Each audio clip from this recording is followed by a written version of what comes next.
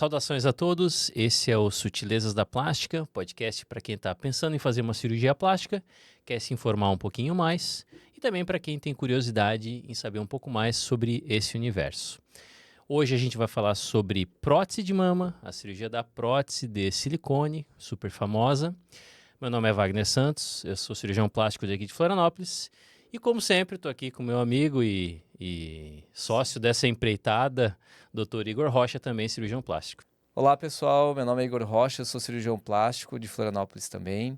O tema de hoje, como o Wagner já citou, é cirurgia de prótese de mama ou mamoplastia de aumento, que é uma cirurgia indicada para as pacientes que possuem hipotrofia mamária, ou seja, quase não tem mama, né? Aquela mulher que tem o peito pequeno, não tem volume, quer um colo um pouco mais marcado, essa é a cirurgia indicada. Não é indicado para aquelas pacientes que têm o peito caído. O peito caído é um outro tema de um outro podcast que a gente vai fazer, que seria a mastopexia. A cirurgia de prótese de mama é para aquelas pacientes que têm a pele boa, não tem a mama caída, não tem a mama flácida e não possuem quase nada de volume de mama, ou só um pouquinho. Aí sim é indicada a prótese de mama. Eu vou começar perguntando para você, Dr. Wagner Santos, como que você gosta de escolher o tamanho da prótese para suas pacientes? Olha, o tamanho da prótese é um tema complexo até, porque cada pessoa tem uma expectativa do que quer para si e muitas vezes não sabe como expressar isso. Então, a primeira coisa que eu preciso entender para escolher o tamanho da prótese é o que o paciente deseja de fato. Ótimo. Então, eu preciso conversar com o paciente, né? A gente vai explicando tudo que envolve a cirurgia e eu tento sentir muito o que o paciente deseja é um tamanho grande, marcado, que seja bem visível, né? Ou se é uma coisa bem discreta que pareça mais natural possível.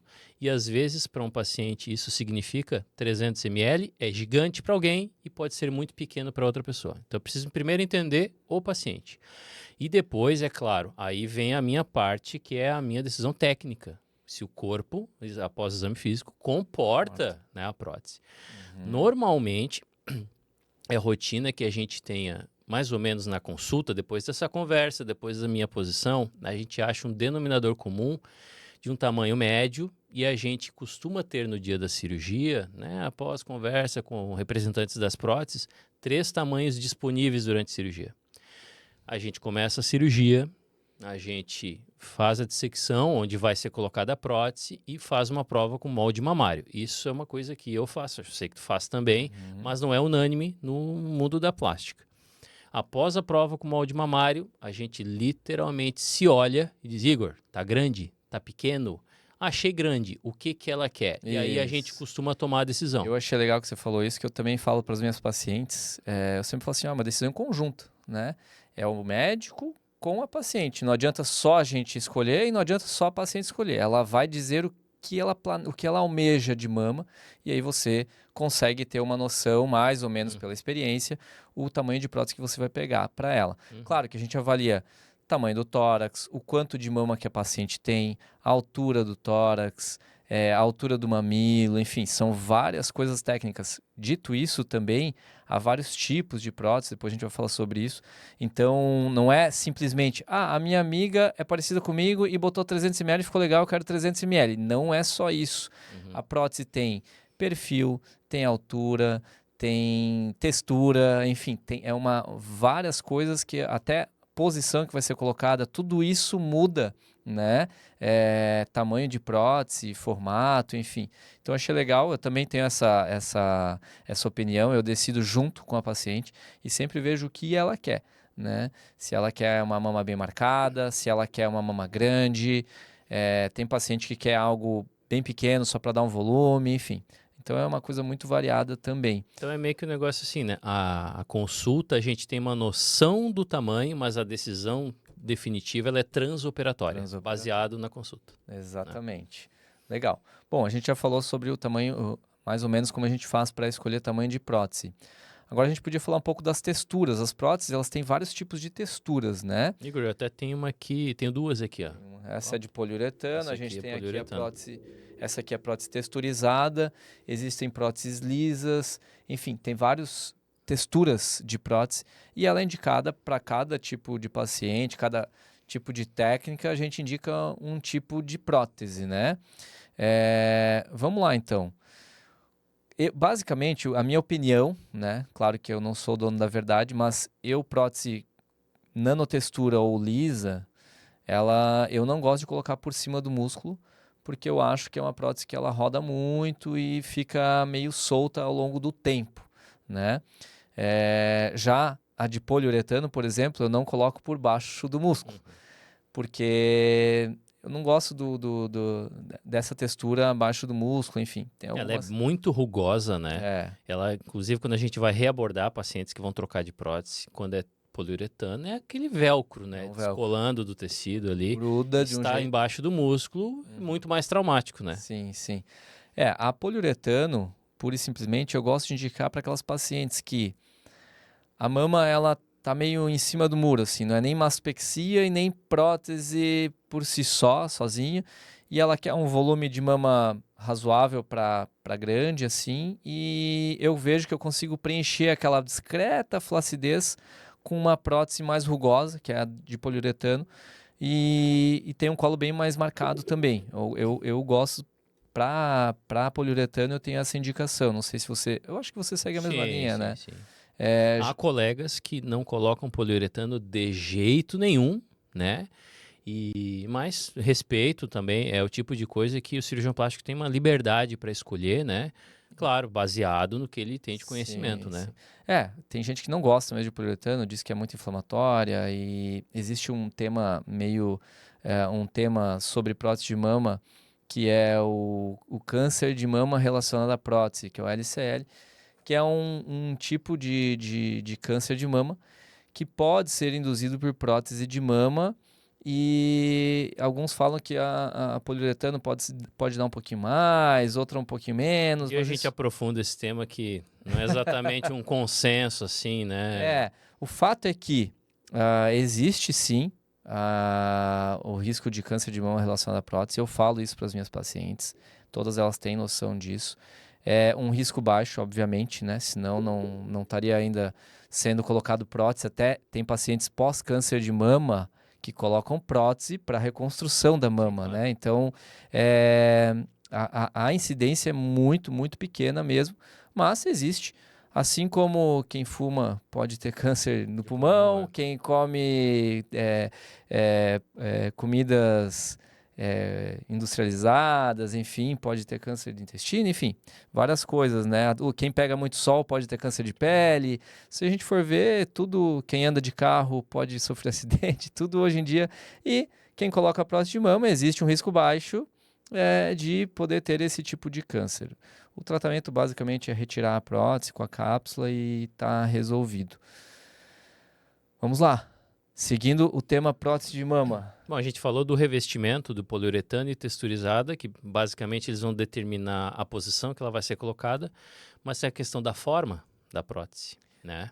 Tem a As que a prótese gente tem aqui são redonda. redondas. Tem prótese redonda, tem prótese anatômica, que é aquelas em formato de gota. E tem umas outros formatos que mais para reconstrução de mama, que é mais retangular, um pouco mais oval, enfim, vários tipos de formatos. O que é mais utilizado é a prótese redonda, Muito né? mais utilizado, Muito né? mais utilizado. E a segunda mais utilizada é a anatômica, que é aquela em gota, né? Uhum. Eu, particularmente, uso pouco essa, porque é por gosto mesmo, assim, eu não vejo Eu nada... acho que a maioria dos pacientes que procuram essa cirurgia querem ter volume no polo superior da mama. E a prótese que consegue fornecer isso é a prótese redonda. Quem usa prótese anatômica até diz que consegue isso e tal. Eu, basicamente, eu não consigo, Mas nas minhas mãos, eu não consigo esse colo mais marcado com uma prótese que, na parte superior, que é onde fica o sim, colo, ela é mais fina, né? aqui ó, Já a prótese redonda, ela de tem... perfil. ela fica melhor a prótese redonda, nas minhas mãos, né? De qualquer forma, eu uso mais a prótese redonda e ela tem várias alturas. Tem prótese de perfil baixo, moderado, alto e super alto, né? Eu geralmente uso a alta, a moderada às vezes e a alta muitas vezes. Uhum. Né? A super alta poucas e baixa eu nunca usei. Aí tem a ver com o tórax, né? O tamanho de Isso, tórax, tamanho de projeção, tórax. né? Porque, como a gente falou ali, né? A base do tórax ele é importante também para a gente ver o tamanho da prótese, né? Você mede mais ou menos a base do tórax do paciente, você sabe, tem 10 centímetros de base. Ok, se eu botar uma prótese com uma base de 10 centímetros, eu acho que ela vai encaixar bem nesse tórax. Não adianta também tu colocar uma prótese com 5 centímetros de base num tórax de 10. Vai ficar faltando. Vai ficar 2 limãozinhos, um em cada lado. E o contrário também é verdadeiro. Não adianta botar uma prótese com uma base de 13 num tórax de 10, porque daí vai sobrar para a lateral, vai juntar aqui no meio, vai fazer uma cimastia. Então, tudo isso é avaliado. Por isso que quando a gente fala, não é a paciente, eu quero botar 500 ml. Peraí, calma, deixa eu ver o tamanho da tua base, quanto você tem de mama, como é que é a tua pele, né? Porque às vezes não vale a pena, né? E por onde que se coloca, Igor? Vamos falar das cicatrizes, das incisões, Verdade, né? a cicatriz ali. Bom, eu gosto de colocar pelo sulco inframamário, que é aqui embaixo. Por quê? Dá para ser colocado pela axila, periareolar e pelo sulco inframamário. Eu vou falar prós e contras de cada um. Daí tu dá a tua opinião. Pela axila eu não gosto, eu acho que é um caminho muito longo para chegar num lugar aqui que é mais fácil pelo sulco inframamário. Quem defende essa técnica diz que a cicatriz na mama não fica, mas a cicatriz no sulco mamário ela fica quase que imperceptível, num lugar escondido, e para mim não é uma justificativa. Sobre a incisão axilar, eu tenho duas ressalvas, também não gosto.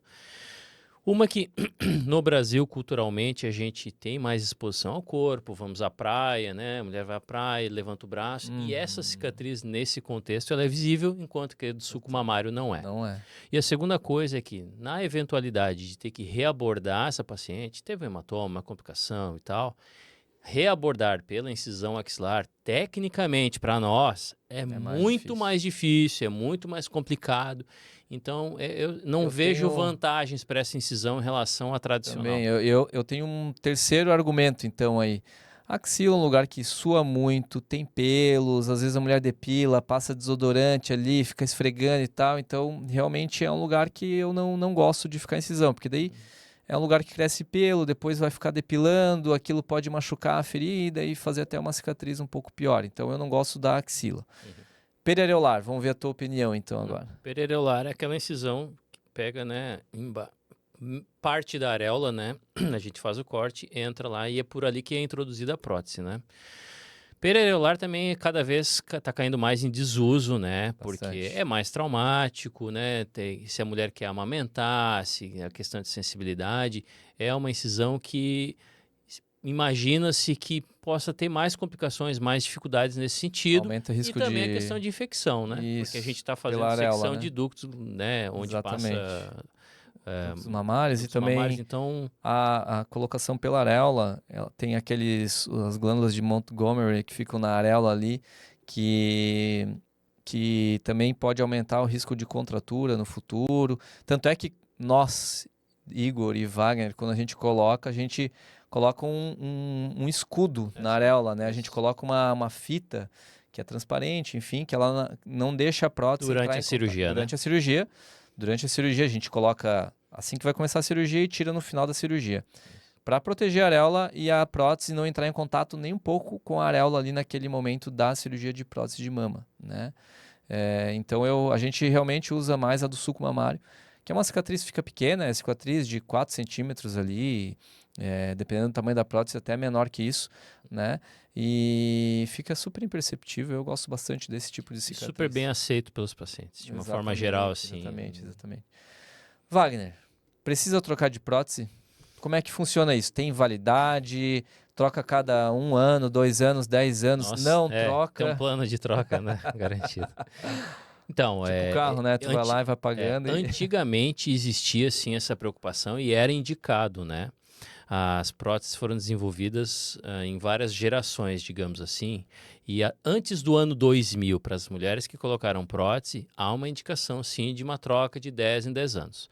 A partir do ano 2000, mais ou menos, a geração de próteses, ela é tão mais segura com relação a romper com o tempo e extravasar o silicone para fora da prótese e para ter contato com o tecido da mulher. Hoje em dia, esse risco já é muito menor, então não há uma indicação formal de troca regular da prótese. Hoje a gente troca prótese por 2 motivos. Ou o paciente deseja trocar prótese porque quer mudar o tamanho para mais ou para menos, ou alguma complicação relacionada à prótese, né? Pode sim, ao longo do tempo, desenvolver uma ruptura da prótese, da cápsula, contratura capsular. Então, são problemas específicos que têm indicações específicas de troca. Mas o fato de ter colocado e está tudo bem, que continue tudo bem. Em teoria, as fábricas falam que não precisa trocar. De qualquer forma, eu falo para as minhas pacientes, olha, se é uma paciente jovem, né? Ó, você é super jovem, você tem 20 anos, é lógico que ao longo da sua vida você vai trocar de prótese algum dia. Você não vai ficar aí com essa prótese 50, 60 anos, né? Tem gente que defende fortemente a troca de prótese a cada 10, 15 anos ainda, mesmo essas gerações novas. Vai de cada um, mas os fabricantes falam que teoricamente não precisa, não tem necessidade. Eu costumo dizer assim, ó, se você estiver satisfeita com as suas mamas, não tiver nenhuma complicação, tá fazendo os exames regulares de mama, isso, como toda mulher, rastreamento para câncer de mama, etc, etc. Tá tudo ok, não rompeu, não tem contratura e tá satisfeito com as mamas, vida que segue e você vai trocar a prótese lá no futuro, quando for mexer novamente, enfim. Ou quiser tirar, ou quiser colocar maior, que nem tu falou. Se não, é vida que segue, né? Quanto à técnica, qual que você mais gosta para prótese de mama simples? Por cima do músculo, por baixo do músculo, por baixo da fáscia? Tem 3 planos que a gente pode colocar, né? Ou por baixo da glândula totalmente, ou por baixo da fáscia, que é uma tipo, pelezinha que recobre o músculo, que recobre o músculo, que é tipo em carne, aquele branquinho da carne. Isso. E por baixo do músculo peitoral, que é o músculo que fica aqui no tórax dos pacientes, né? De todo mundo, na verdade. E aí, qual que é a técnica que tu mais gosta? Depende do paciente também, né? Acho que retroglandular, só puramente, não vejo muita necessidade. Acho que ou a gente utiliza a fáscia junto para cobrir a prótese ou o músculo. Aí vai depender muito de uma das coisas que a gente avalia, quanto de cobertura cutânea aqui no PINT, que a gente faz no tórax da mulher. Porque se ela não tem nada de mama mesmo, é muito magra, né? A ausência praticamente de tecido adiposo ali. Se colocar uma prótese só em cima do músculo, né, abaixo da fáscia, vai ficar muito aparente. Às vezes até ela quer isso e tudo bem, isso pode ser respeitado. Mas de uma forma geral, se é muito fino, às vezes usar o plano atrás do músculo, né, a posição da prótese, vai ficar mais natural. Mas de uma forma geral, é acima do músculo, embaixo dessa fáscia. Da fáscia, né? E abaixo do músculo, normalmente o que a gente está falando é o dual plane, né? Que é aquela que fica um pouco embaixo do músculo, um pouco embaixo da glândula. Eu também gosto bastante subfacial. E claro, vai muito de paciente para paciente, como tu falou, tem que ter a avaliação, né? Não é só chegar, doutor, eu quero por baixo. Ou, doutor, eu quero por cima. Porque uma das coisas, por exemplo, por baixo do músculo, você não consegue colocar próteses muito grandes. Sim, porque o músculo tem um limite, ele tem aquele tamanho ali por baixo do músculo, passou daquilo, pode rasgar o músculo, então não fica viável. Por cima do músculo, mas por baixo da face, tu tem uma variação um pouco maior, dá para aumentar um pouquinho o tamanho de prótese. Permite volumes maiores. Permite volumes maiores, fica um pouquinho mais marcado, não é coisa muito discrepante, mas fica um pouco mais marcado o colo, enfim, né? Bom, a gente falou de um monte de coisa boa, então, né? Agora chegou aquele momento de falar quando dá errado, Rico. Tá. O paciente fez a cirurgia de prótese, de aumento, mas ao longo do pós-operatório, o que pode acontecer de ruim para essa paciente? Bom, o que mais... Tem várias complicações, né? As mais comuns é a abertura dos pontos ali, né? Pode abrir, dar uma deiscência, abrir os pontinhos. Isso normalmente, se a gente consegue identificar logo no início e tratar e fazer curativos e tal, não precisa fazer nada. Fecha de dentro para fora, que é o por segunda intenção que a gente fala, né? E não precisa fazer nada, somente curativos. Se abrir um pouco mais, às vezes a gente dá alguns pontinhos com anestesia local, não precisa passar por uma nova cirurgia.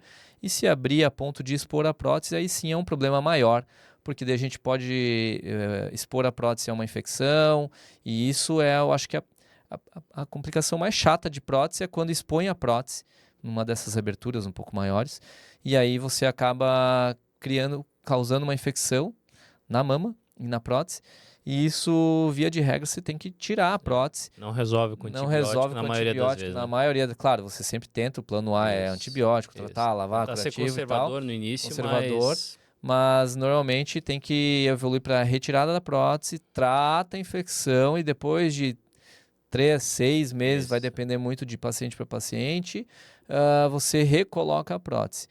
Outra complicação que é, assim, relativamente comum é o seroma, né? Na grande maioria das vezes, o seroma em prótese de mama simples, ele é bem pequeno e o corpo absorve. E o hematoma também, que vai muito de cuidados, repouso, enfim, né? E é outra complicação que também pode acontecer mais comumente. Aí tem outras mais tardias, tipo a contratura que a gente falou ali, né? O que é a contratura, né? Qualquer corpo estranho que a gente colocar no nosso... Eu tô falando para os pacientes agora ali, né? Eu sei que para ti não... Qualquer corpo estranho que a gente colocar no nosso corpo ele vai criar uma cápsula ao redor para isolar esse corpo estranho. Com a prótese de silicone não vai ser diferente. Então ele vai criar uma cápsula ao redor da prótese de silicone. Essa cápsula, ela fica ali e protege o silicone, isola o silicone do resto do corpo, vai. E alguns pacientes, essa cápsula ela se contrai, né, causando o que a gente chama de contratura. Aí tem a classificação de Baker lá, que vai de 1 a 4. Na 1, na 2 e na 3 ali dá pra gente fazer um tratamento conservador, medicação e tal, e na grande maioria se resolve. Na grau 4, que é quando o paciente tem, além da contratura, que a mama fica dura, a paciente tem dor e associada, é visível, né? visível, e na grande maioria das vezes prejudica o dia a dia e tal, aí está indicado uma nova cirurgia, retirada da prótese, da cápsula e trocar o plano daí, né? Se tiver subglandular, colocar para submuscular, enfim. Mas contratura é uma das complicações mais tardias, assim, não E acontece é bastante rara também, né? é A gente bastante está falando rara. aqui do que acontece de errado, mas as cirurgias de prótese, de uma forma geral, É, vamos dizer que é uma cirurgia que olha, dá satisfação para o cirurgião, que é super imediato ali, para o paciente que no pós-imediato ele já olha para ver o baixo e resultado já rápido, vê. né? Então, é uma cirurgia super segura. Mas é claro que é importante falar de tudo que envolve, né? Aham. Eu realmente eu não lembro a última complicação de De prótese de prótese, né? mama, assim, simples. Olha, faz tempo, né? Realmente é uma coisa bem difícil de acontecer mesmo, né? É, antes da gente pular para o próximo tema ali, eu quero fazer uma pergunta aqui para ti. Hum. Se o Aí, paciente, lá vem. se tu foi lá, colocou a prótese, colocou a prótese de mama no paciente. Chega ali no pós-operatório recente, ela fala: Doutor, achei muito grande. Tá lá no primeira semana de pós-operatório. Hum. Doutor, tá muito grande. Uhum. O que você fala para ela? Olha, primeiro que uma semana de pós-operatório ainda não dá para definir o resultado definitivo. Os primeiros dias, primeiras semanas, vai haver um inchaço, vai haver edema. Então, esse grande vai diminuir. Então, e acontece também ao contrário. Ai, doutor, tá do tamanho que eu queria. É. E eu te digo, olha, vai diminuir um pouquinho É o que mais. eu né? falo assim, olha, se tu tá achando grande agora, que tá no começo, que bom. Eu me preocupo quando chega na primeira semana e fala, doutor, tá pequeno, né? Mas por isso que é bom essa conversa antes pra gente já saber, entender o que a paciente quer, né? Sim. Pra não Mas o acontecer essas coisas. resultado, isso vale para praticamente todas as cirurgias plásticas. O resultado definitivo, ele é construído ao longo do primeiro ano de É, pós-operatório e vai depender, claro, da técnica, do diagnóstico, da técnica escolhida, da técnica executada por nós e dos cuidados pós-operatórios. exatamente. É um time, equipe, cirurgião e paciente querendo, né, dando o seu melhor para ter o melhor resultado possível, né? Perfeito. Tá, Igor, e aí tem uma situação bem específica, eu sei que a gente já comentou um pouquinho antes e nós vamos falar mais pra frente no outro episódio de mastopexia, mas tem um perfil de paciente que tem medo de cicatrizes, não quer as cicatrizes da mastopexia, tem um seio que é pequeno, mas ele também é caído. E a gente vai explicar num outro momento o que é um seio caído, e ela só quer prótese. Uhum. O que tu pode falar pra ela? Tem pacientes que vêm com a mama caída, com uma ptose, uma queda das mamas, e eu olho para aquelas mamas e ela ela tem uma imaginação daquela mama com colo marcado, mama montadinha e tem medo de cicatriz. E eu olho e falo, olha, o teu resultado não vai ficar legal só com prótese. Eu desencorajo e se ela insistir nisso, normalmente eu não opero esse tipo de paciente. Se eu vejo que é uma mama, que nem aqueles casos que a gente falou ali da indicação de poliuretano. Limítrofe, assim, Limítrofe, eu vejo que ela tem uma queda, mas tem uma flacidez discreta ali, que um volume de prótese, às vezes tu coloca um número maior ali para dar um volumezinho e evitar a cicatriz, aí eu até opero. Mas, no geral, se é uma paciente com mama caída, com indicação de mastopexia e quer só prótese por causa da cicatriz, eu prefiro não operar porque ela não é obrigada a saber que o resultado vai ficar ruim. A gente sim. Sim, exatamente. Então a gente tem que orientar ela e falar, olha, essa não é a cirurgia para você. A sua cirurgia é a mastopexia, a sua cicatriz é assim, assim, assado. E para a gente chegar onde você quer, é isso. Se você quer arriscar com prótese, ok. Mas não vai ser comigo. Não, acho que tem que ser honesto, né? Tem que ser honesto. A consulta é um momento para tirar dúvidas e estabelecer uma conexão ou não com o paciente. O paciente, né, se sentir acolhido e o cirurgião sentir que a expectativa do paciente é real, né? Pode ser atingida. Tá, Igor, eu quero fazer uma pergunta que aí, para quem já está procurando fazer essa cirurgia, vai procurar nas redes, tal, Instagram, e tem cirurgiões que falam abertamente que a sua técnica é muito vantajosa porque utilizam a tal da técnica de recuperação rápida. Em 24 horas o paciente está escalando montanha. O que tu pode me dizer da prótese de recuperação rápida? Essa vai para os cortes, essa pergunta. Não quero provocar os colegas que fazem isso e respeito, mas eu tenho uma posição que acho que é bem parecida com a tua. Bom, a minha opinião sobre prótese de recuperação rápida não é uma técnica específica. Na verdade, é uma mudança de paradigma, que é a mudança nos cuidados pós-operatórios. Tem amigos nossos que a gente auxilia até que fazem prótese de recuperação rápida. E cada um é cada um, né? Para eles funciona, enfim. A minha opinião sobre prótese de recuperação rápida é a seguinte, eu faço uma analogia assim, se você está lá lavando a louça, quebra um copo durante a lavação e corta o teu dedo ali. Poxa, você vai se poupar, você vai fazer um curativo, a gente até evita molhar, fica ali, quando vai escrever, deixa aquele dedinho de lado, tu te cuida ali por uns 5, 7 dias, levou pontos e tal, tu vai se cuidar. Por que que numa cirurgia plástica ou qualquer cirurgia que seja, tu vai querer em 24 horas estar lá na academia ou enfim, né? A recuperação de uma prótese de mama simples, ela já é uma recuperação rápida por si só, né? Eu acho que das cirurgias de plástica, assim, mamárias é a recuperação mais rápida. O paciente está dirigindo em 7, 10 dias, independente de ser recuperação rápida ou não, né? O que muda mais na recuperação rápida é a fisioterapia pós-operatória depois de 2 horas, que daí já começa a levantar, enfim. A minha opinião sobre isso eu acho meio...